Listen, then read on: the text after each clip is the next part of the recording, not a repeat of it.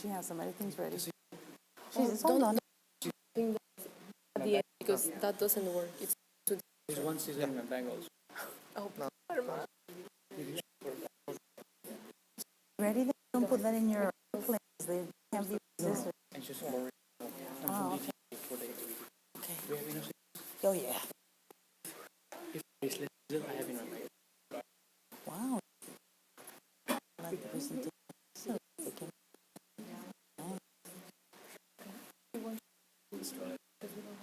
You know, I don't get parts.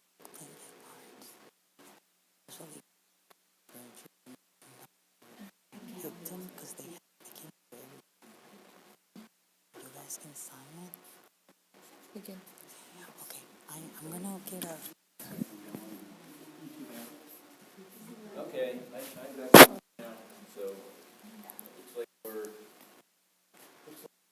so Do we start? start. Okay, it's me again. Anyway, Lucy Bosch, and today we're gonna be hearing about differentiation. There you go. Thank you. Good afternoon. Hope you are fine. Thank you for your attendance here and also for our fellows in IUP, in Kent, and in Arizona. Today, our session is going to be about differentiation in our classrooms. To introduce you my fellows, first we have Dora from Uganda, Karma from India, Victor from Mexico, and Luz from Mexico too. Okay, PDM is divided in three different modules. Today we are going to give you a little of these three modules. Yes, Victor, can you? About differentiation is differentiation and the most important part different and product. Second one is about differentiation strategies, and in the session of the second model, the participants should be able to look and see the different strategies that are available in the classroom in respect to their different areas of specialties.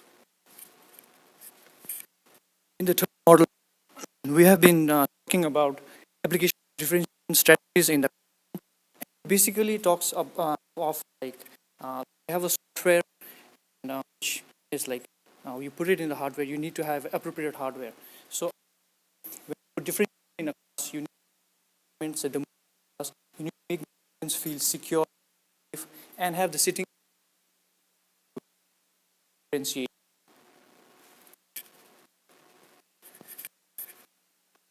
In this session, we are only focus on the second one, the introduction to differentiation. I would like to invite our fellows to write or questions in chat. Also, the people that is here, if you have any questions, share it and we can make it better. As Victor said, it's about the experience of what is different in our classroom. It's important that we have this experience learning of our in this pattern, the same toy with the same color. Sometimes see our students in with the and don't give instructions, and they have to repeat and repeat the same every day. The teaching good luck. What we want that students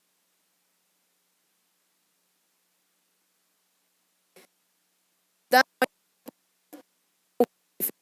big quiz with that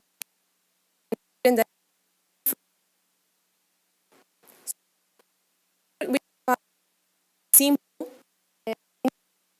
differentiation and in every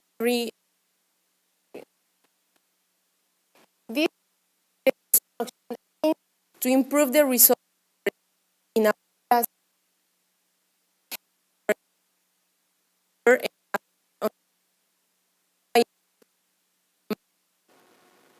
Why is it important to have a differentiated instructions? Because all of our students have different needs. They learn in different ways. Because they also come from different educational backgrounds. Not all of our students have English, in this case, as a first language. So we need to help them to improve the language, and then they can have better results. Also because they have different attention spans and interest. Not all of our students like chemistry, or not all of them like math. We need to find a way to help them to find a subject that is good for them. And because all of them come from different cultural backgrounds, we need to know about this cultural also. The differentiation is divided in 3 important components. These components are very interesting because they work like a puzzle. In this puzzle, we cannot observe or admire a picture if we don't have the complete pieces. So the same happens here with the differentiation instruction. We need to have a content, then a process, and then our product. Now I would like to invite Victor to explain a little bit more about content. As you can say, content is about what the student needs to learn. So some people say that this is the curriculum. Some others know that is an SOLs or standards of learning, but it's about what is being taught or what is being learned for the students. Yes, and process. When we talk of process, process helps us to answer the question of how. How do the students learn the content that they are supposed to learn? And they are basically the activities that the teachers use in class to engage the students into mastering the content that they are supposed to have. And for the product is basically how the students demonstrate what they have learned. I mean, they can do the demonstration through either writing, even orally, or even through PowerPoint presentations. They can do the demonstrations. They can even have a skit or a drama to show what they have learned in the classroom according to their abilities. Or even they can draw also if they want to just to demonstrate the knowledge. Yes. As I mentioned at the beginning, today we are going to have the experience of differentiation. For this, we are going to do an activity, and Dora is Group.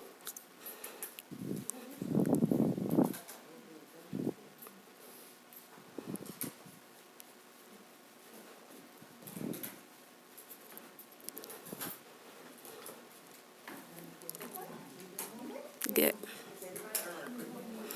And we're going to use our non-dominant hands to cut the 4 basic geometrical shapes. They are square, rectangle, triangle, and circle.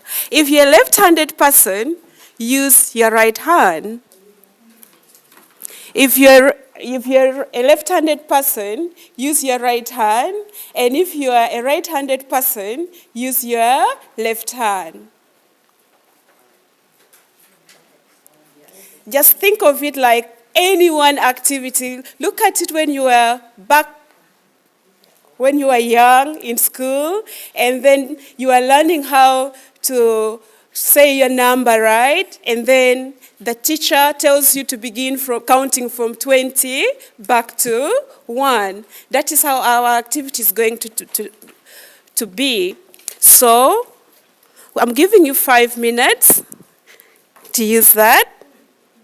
I invite also our friends from Kent, Arizona, and IUP to participate in the same activity.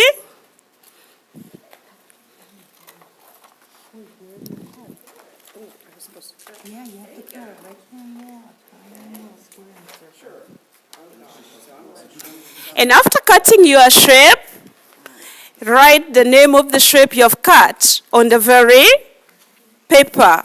Triangle, rectangle, circle, still using your non-dominant hand.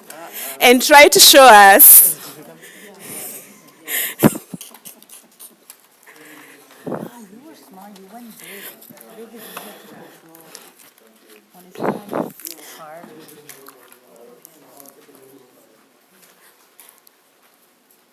So,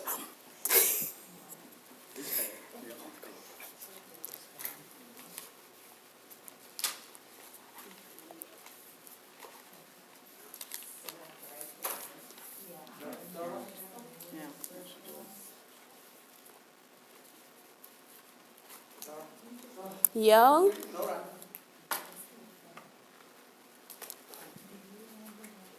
tie bulb. Can you show the shape you have cut?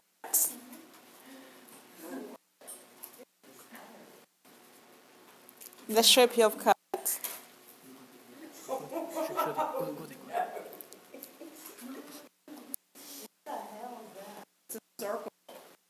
Let me see your circle.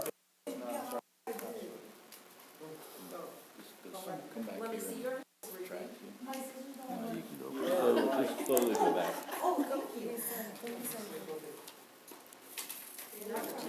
Here. So, it's a circle, triangle, Circle. circle, square. Get yellow. It's almost a triangle. Circle in it, which is not totally. Triangle, letter. yes. Circle. This is a circle.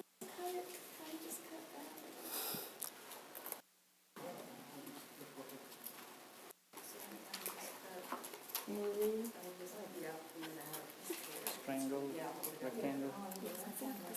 Okay. Thank you. Okay, you have done the activity, so now in this moment, please share with your team members what about the experience, what was your experience in this activity. Please share talk with your partners, and even if you are in the universities, please talk about that, about the very short. 1 minute, just 1 minute.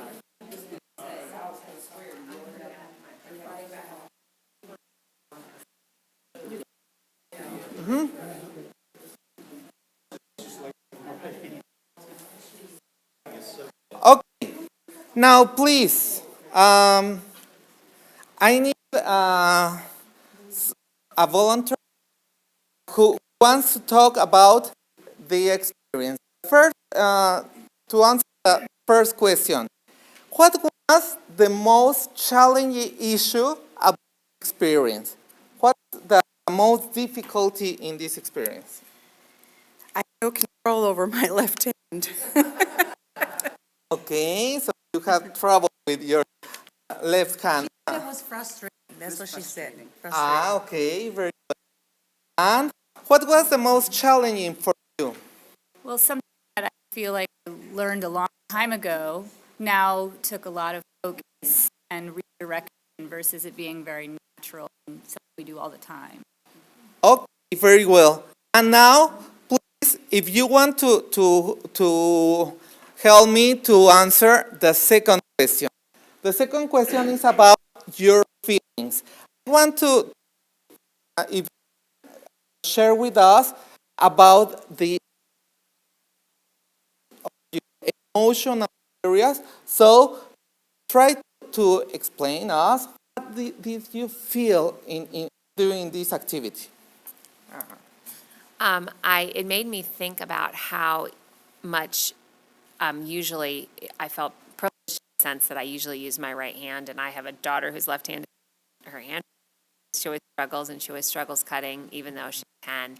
And I just something I took for granted myself. I had to think about how it was for someone else that struggled. Okay. What did you feel? Behind everybody. Yeah. And trying to hurry didn't work. Trying to use another hand that it's Didn't work. difficult. In your case, what happened? I didn't want to show my work because I didn't feel like it was the best work. Yeah. So sometimes frustration or something difficult with this doing this activity. Thank you very much. Yes.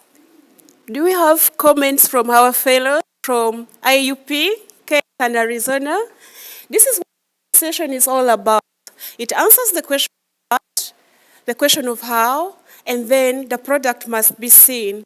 And oftentimes, the activity we're done now is what we always make our students go through. When we come to class, we give them activities without thinking of their different abilities. And it's the same thing. So as a teacher, when you're giving work, activity in class, much as your content might be appropriate to a specific class, also think of the appropriate activities and abilities of the student of doing. Like in this specific activity, the differentiation was well brought out. We had the content, which is cutting the paper, writing on them. However, when it came to the activities, we said use your non-dominant hands, which not all students were able, all the participants weren't able to use their non-dominant hands. It was a hard task for them. It became a struggle in class. However, the product we saw the product, but if they were given another opportunity, like will be given, you'll see what will come out. Now, after this explanation, you can, please, I ask for you to do the same activity, but with your dominant hand. Please, do the same. Remember, you need to cut, you need to write the name of the geometrical shape and color it, yeah? Using your dominant hand, yeah? I love it. Oh. Must be easy. Must be comfortable now. Very confident.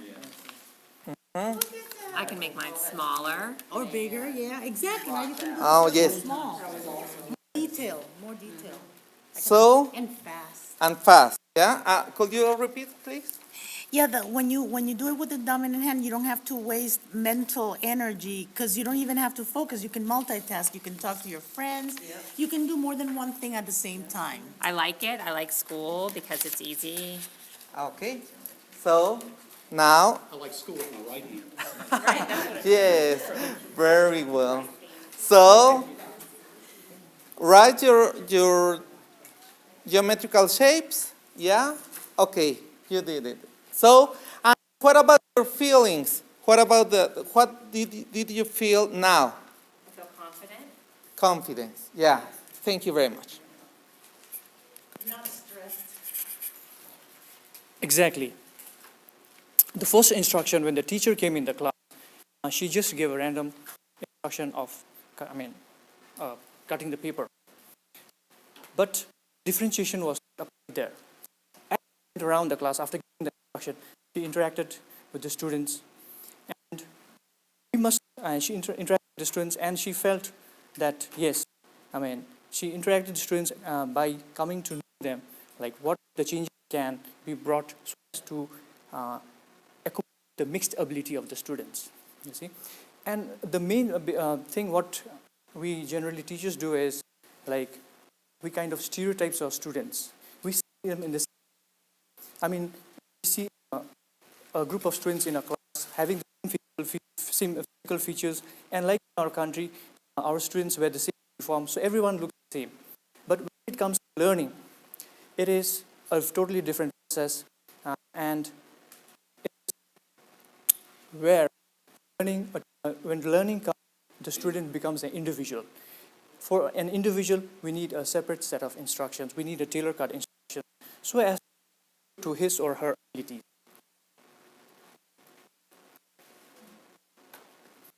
Hence, after the first instruction, when the teacher moved around the class, she became proactive. So in differentiation, proactiveness in the class, the teacher has to be proactive, has to get to know the student properly, should interact with the students, observe him or her, observe the kids, and learn their and the weaknesses, so as to tailor the instruction. It also means that in differentiation, we need to give the students appropriate challenging tasks. Appropriate challenging tasks. Student to a classroom does not mean that the student comes and just memorizes facts or does rote learning. It is, we have to kind of expand the knowledge. We need to so as to, make them think to a next higher level. Every time. Appropriate challenge will stretch the imagination, will stretch their knowledge, and make them a better person each and every day. Ultimately, when differentiation is applied, not only the students who learn the content knowledge from the teachers, it is also the teacher who will be learning from the students. Every day, the teacher can interact with the students and come to the kids' difficulties, strengths, and all. So it is all-round collaboration between the teacher and the students. Yes. So now we will present different. There are various examples on differentiation. Each of the fellows will give you an example on differentiation related to their subjects. Here we have an example of differentiation in biology. I select this topic, photosynthesis. It's a very easily topic, and all of our students have a good reference and a previous knowledge about the process of photosynthesis. The name of this strategy is the quartet quiz. It's very easy to do because we don't need like a big amount of material. The students only need to construct a chart with 2 columns, and in the first one, they need to write the main idea of this topic. For example, the plants are the only organisms photosynthesis.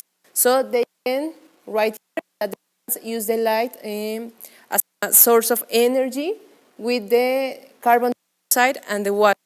Then we can with the next question that is what we want. For example, are protons or light energy the same? Here is when the teacher does the intervention, okay? And the same with the rest of the activities. Now, I'm going to explain another example. And literature class, we can use debate team. In debate carousel, a teacher can give a chart, divide it into 4 different parts. If a teacher comes with a topic like educate woman, educate nation, do you agree?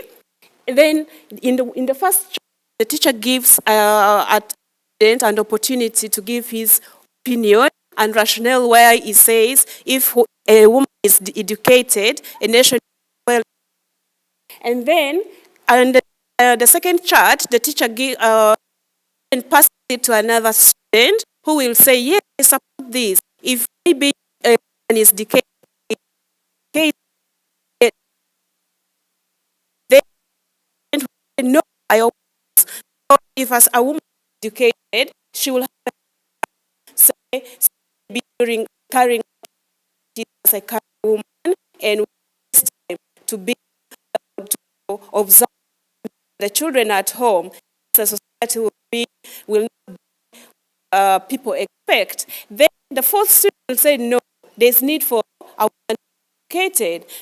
The woman should be responsible and bridge the gap between responsibility at work, also have a woman at home mentoring the people. You can use it in a subject, say history, use it. You bring an argumentative motion or topic, students can really participate. In a way, it helps the students to build a language proficiency. It also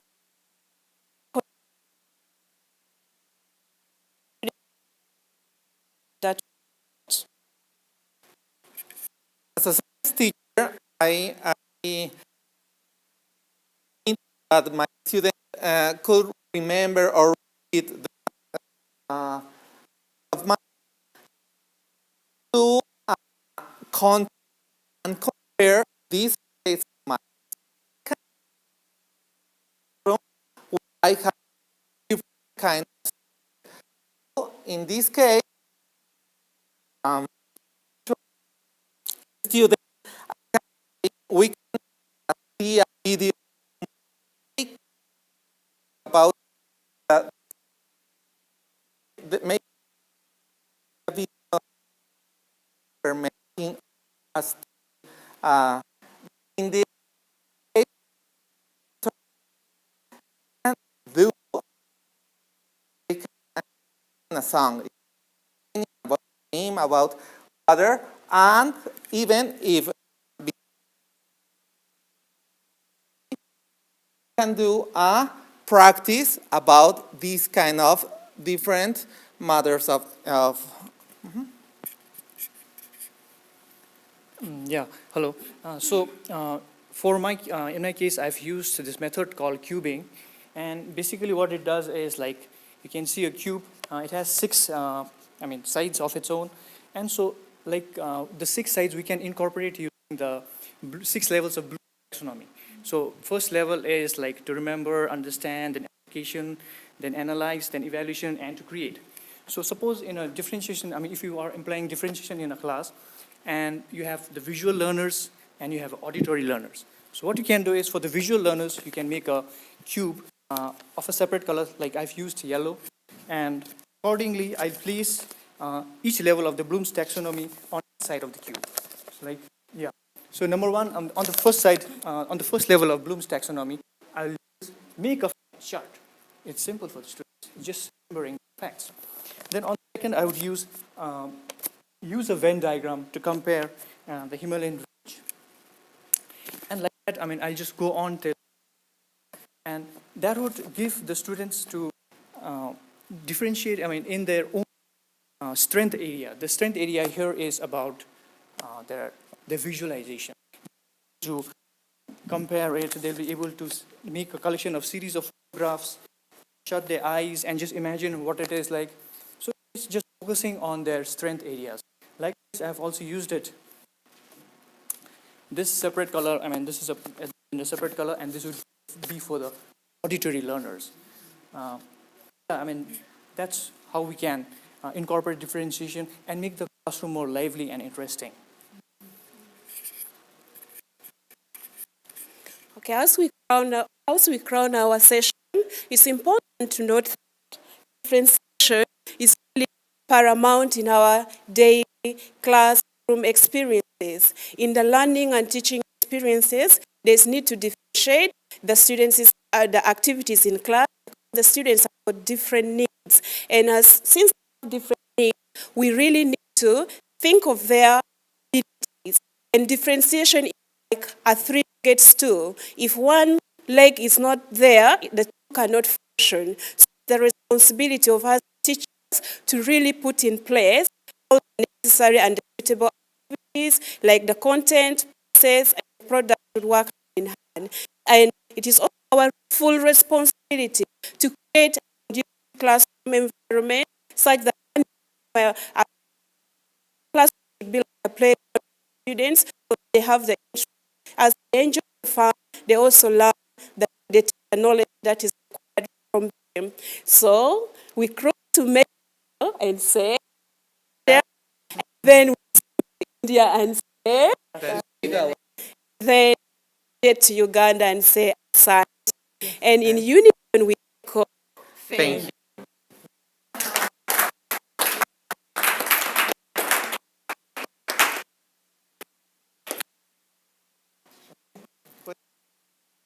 Questions? Yes. Go there. Can I move? Okay. Thanks.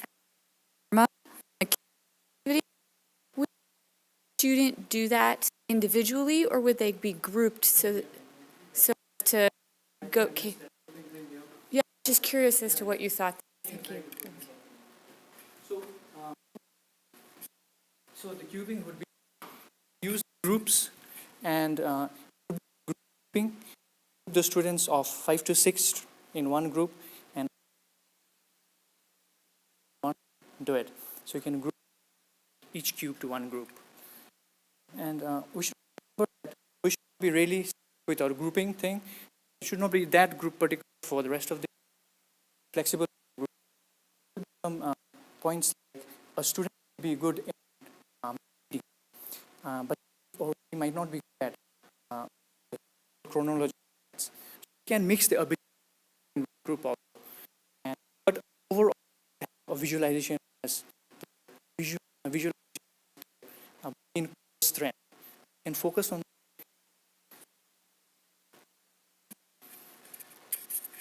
Any questions?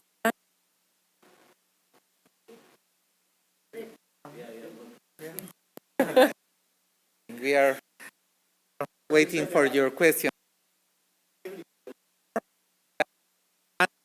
Uh, that ask about feelings. And you did this. Yeah, I was just going to say, I'd forgotten what it's like to be in, not be able to do something, and have to think about doing it. And especially when we're teaching, we pretty much know everything we're teaching, so we're not really learning in class. But I'd forgotten what it was like to sit there and to struggle doing that. I have a question for you, Rich. So, do you find that with regarding technology this happens a lot, especially your master's students, as they come at very different levels of the technology? So some of them feel they're doing non-dominant hand to a certain extent. All the time, and I guess we're doing some research on cognitive load theory. And that's kind of what we're here. Cognitive load is when you get overloaded. You have too much information coming in to be able to handle that. And once we become, very experienced with something, we practice a lot, then we don't have to think about doing it. We just do it. But until then, we really have to think about what we're doing. So the cognitive load can come in from either material that's very difficult or from new, like technology. So when our students have different backgrounds or different knowledge, about that. Yes. So yeah, just adding that to the technology part. I mean, in differentiation, inequality in the like students having a different set of questions and some having a different set of. So we can technology there as QR code. I mean, we teach lesson with a QR code. Tell the use the tablet which is provided by the school, and after they scan, the lessons come accordingly, and accordingly the teacher can set for the students. According the teacher would be knowing what students to which. So yeah. Still have students here, if you go out farther into the county, that have if they have internet. And that gap, that digital divide, is not as big as it used to be, but it's still there. And, the people say, well, they can go to the library, down and use a computer there. Yeah, but at some point it's just not convenient. We're going to come to class farther behind, than they were the previous day. That's what we say accommodation or adapt to our necessities. We are to our facilities too. Do you have some question? Anyone? No? So, do you want to say something? Where did you get Collaboration between us and Ruthie. Yeah, so. We're going to Dr. Ruthie. Our is all support and her help. Thank you so much.